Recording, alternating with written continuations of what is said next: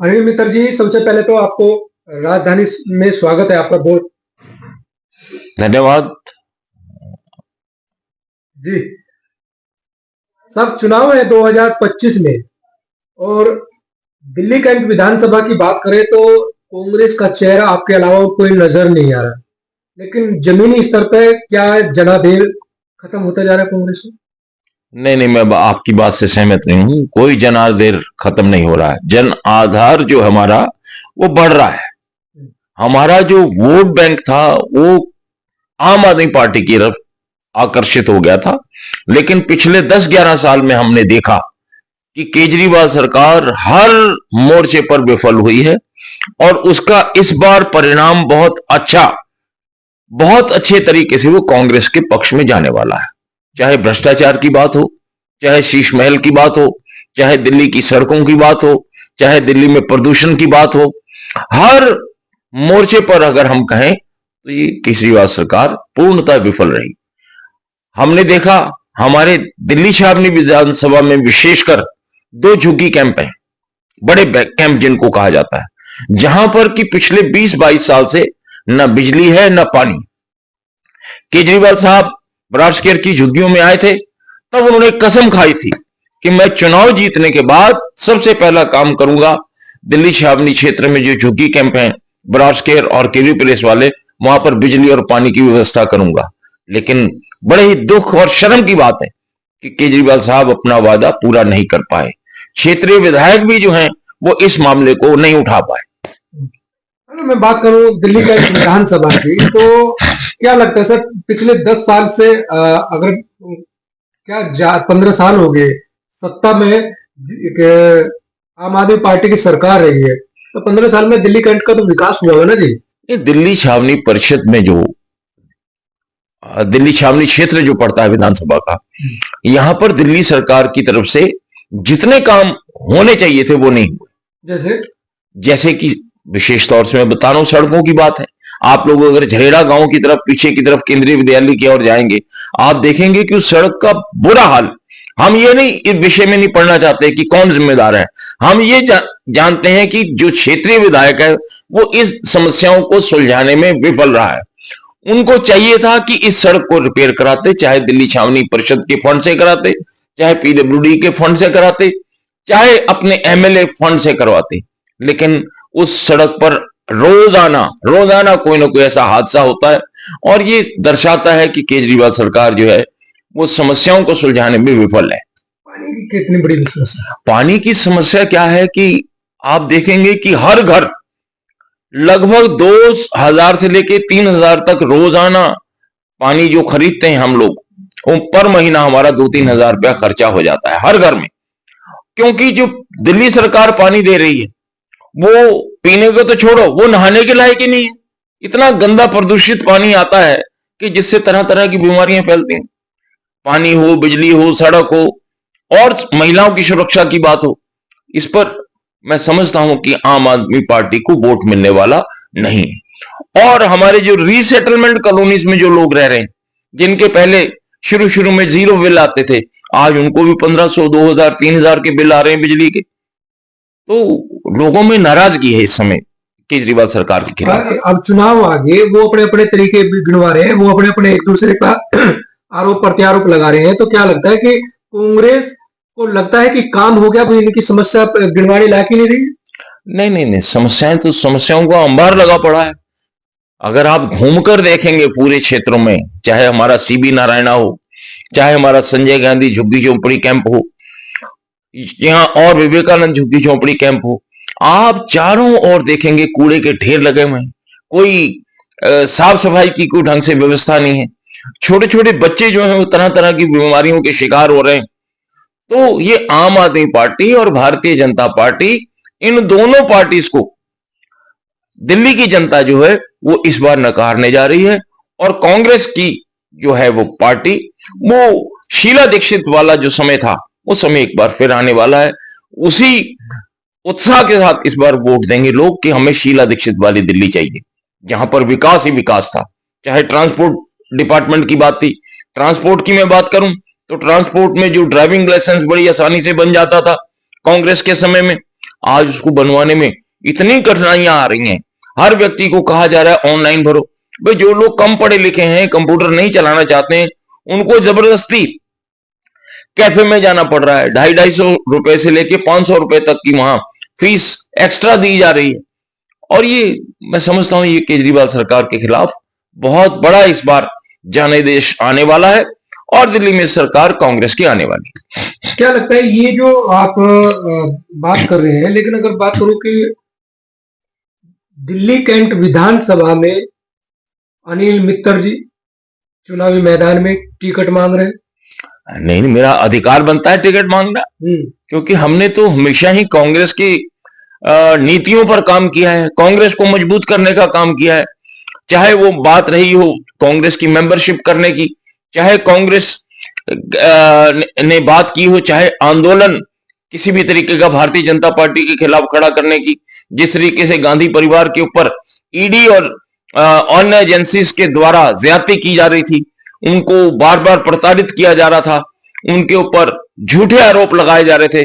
उस समय जब प्रदर्शन करने का मौका आता था तो हम लोग सब हर प्रदर्शन में, हर मूवमेंट पे हम लोगों ने गिरफ्तारी दी और कांग्रेस के पक्ष में हम लोगों ने काम किया है।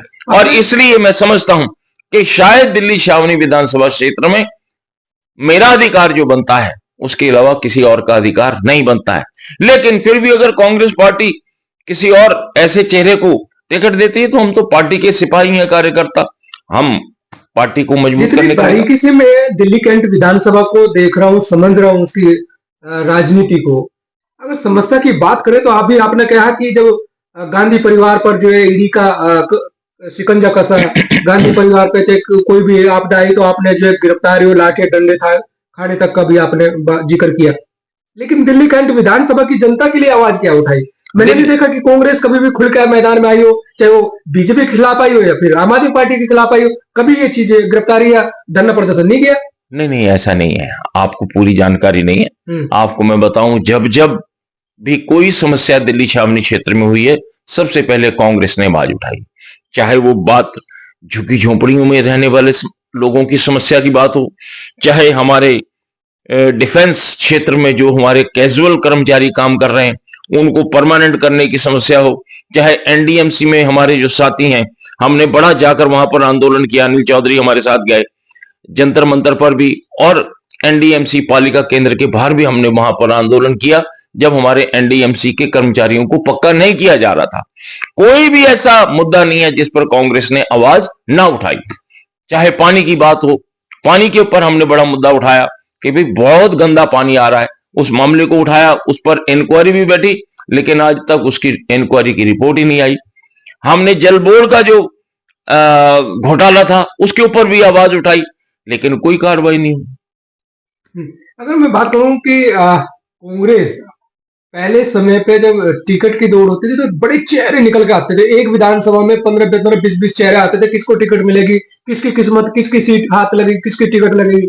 लेकिन इस बार जो है ना कोई चेहरा नजर नहीं आ रहा। अगर विधानसभा की मैं बात करूं, कोई खुल के क्यों नहीं आ पा रहा? नहीं, ऐसा नहीं है। अभी आपको पता लगेगा 2-3 दिन में कि बहुत लोग ऐसे हैं जो कांग्रेस पार्टी का टिकट चाहते हैं। और जब स्क्रीनिंग कमेटी की या सीईसी की बैठक होगी, बाकी अभी तो 21 उम्मीदवारों की लिस्ट आई है, दूसरी तब आपको पता लगेगा। दिल्ली विधानसभा क्षेत्र में भी ऐसे कार्यकर्ता बैठे हैं जो इच्छुक हैं चुनाव लड़ने के, लेकिन उसमें हमने ये सभी कार्यकर्ताओं ने जो लोकल हमारे नेता लोग हैं बैठकर फैसला किया है, पार्टी जिसको भी टिकट देगी हम सारे कार्यकर्ता उसके साथ मिलजुल कर काम करेंगे। दिल्ली कैंट विधानसभा की सीट पर कांग्रेस अनिल मित्तर को क्यों टिकट देगी? मेरा 42 साल का इतिहास है। 42 साल से कांग्रेस के प्रति मैं समर्पित कार्यकर्ता के रूप में काम कर रहा हूं और दिल्ली छावनी परिषद में काउंसलर भी रहा हूं। एक बार सिटिंग काउंसलर था मैं, मेरा टिकट काट दिया गया तो मजबूरन मुझे इंडिपेंडेंट भी लड़ना पड़ा। उस समय हमें रिकॉर्ड वोट से लोगों ने जितवा दिया, क्योंकि लोगों का प्यार है, लोगों के लिए हमने काम किया है। हजारों ऐसे लड़के हैं दिल्ली छावनी क्षेत्र में जो कि एमईएस डिपार्टमेंट में काम करते थे कैजुअल बेसिस को, उन सबको हमने रेगुलराइज कराया है। वो सभी लोग आज दिल्ली छावनी क्षेत्र में रह रहे हैं। सीबीडी हमारा जो सेंट्रल व्हीकल डिपो है, वहां पर हमारे 23 लोगों को नौकरी से डिसमिस कर दिया था, उनको हमने सबको रीइंस्टेट कराया। कोई भी ऐसा डिफेंस का डिपार्टमेंट नहीं है कि जहां पर हमने एम्प्लॉइज के लिए, कर्मचारियों के लिए आवाज ना उठाई। जी, अगर मैं बात करूं अनिल मित्र जी कि आपने कहा कि मैंने धरना प्रदर्शन किया दिल्ली कैंट में जनता के लिए, और जब करते हैं तो जो पार्टी का जो विधायक होता है उस पर कहीं ना कहीं पार्टी की नजर रहती है कि आखिर इस विधानसभा में ऐसा प्रदर्शन क्यों हो रहा है। लेकिन आपके प्रदर्शन विफल नजर आया और आम आदमी पार्टी ने फिर जो है उनको टिकट दे दिया। क्या लगता है सर कि वीरेंद्र कादियान टिकट तो नहीं आए, टक्कर दे पा रहे हैं? मैं ऐसी कोई बात नहीं कहना चाहता हूं कैसी बात? कि टक्कर नहीं दे पा रहे हैं। मैंने आपको एक बात कही कि इस समय केजरीवाल साहब की जो आम आदमी पार्टी की सरकार है, उनके जितने भी एमएलए हैं उनके खिलाफ एक विरोध है, क्योंकि लोग आज तरह तरह की समस्याओं से यानी जूझ रहे हैं। आज आप देखो फिर ग्रेप 4 अलाउ कर लगा दिया गया दिल्ली में, सारी स्कूलों को बंद कर दिया गया, बसेस को बंद कर दिया गया, डीजल की गाड़ियों। ये समाधान नहीं है प्रदूषण को दूर करने का। इच्छा शक्ति हो, आज आप जमुना का हाल जाकर देखें, कितनी गंदगी है। जबकि वादा किया था केजरीवाल साहब ने, जमुना की सफाई कर दूंगा, हर घर में टूटी से नल से पानी पी सकोगे, ऐसा साफ पानी दूंगा, लेकिन कुछ नहीं कर पाए। उसका इफेक्ट सीधे तौर पर क्षेत्रीय विधायक पर पड़ेगा।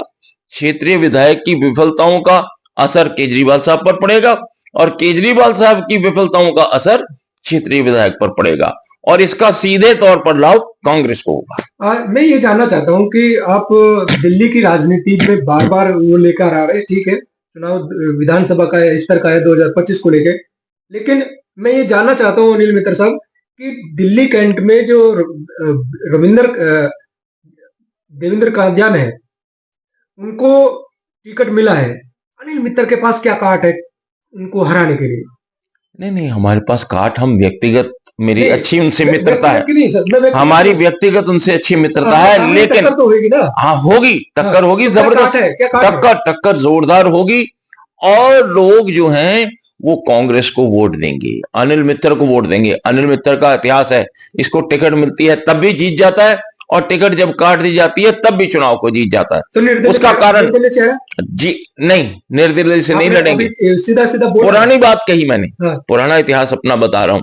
1997 में जब मैं सेटिंग काउंसलर था तो मेरा टिकट काट दिया था, तो मजबूरन लोगों की दबाव के कारण मुझे वो चुनाव लड़ना पड़ा था और मैं जीता। राजधानी पे आप इस तरीके से बोल रहे कि अगर टिकट कट रहा तो कांग्रेस आलाकमान देख ले कि मैं निर्दलीय अनिल मित्र का चेहरा? ऐसा नहीं, ऐसा नहीं, इस समय वो परिस्थिति नहीं है। इस समय तो हम मात्र भारतीय जनता पार्टी और आम आदमी पार्टी को हम लोग हराना चाहते हैं, क्योंकि आज देश की जो हालात है, आज जो दिल्ली की हालात है, वो बड़ी चिंता है, चिंता का हालात बने हुए हैं। चाहे हम धार्मिक उन्माद की बात करें या और तरह तरह की बातों पर हम लोग जाएं, जिनको मैं चर्चा नहीं करना चाहता हूं, क्योंकि अभी हम मात्र लोकल मुद्दों पर रहें तो ज्यादा अच्छा है।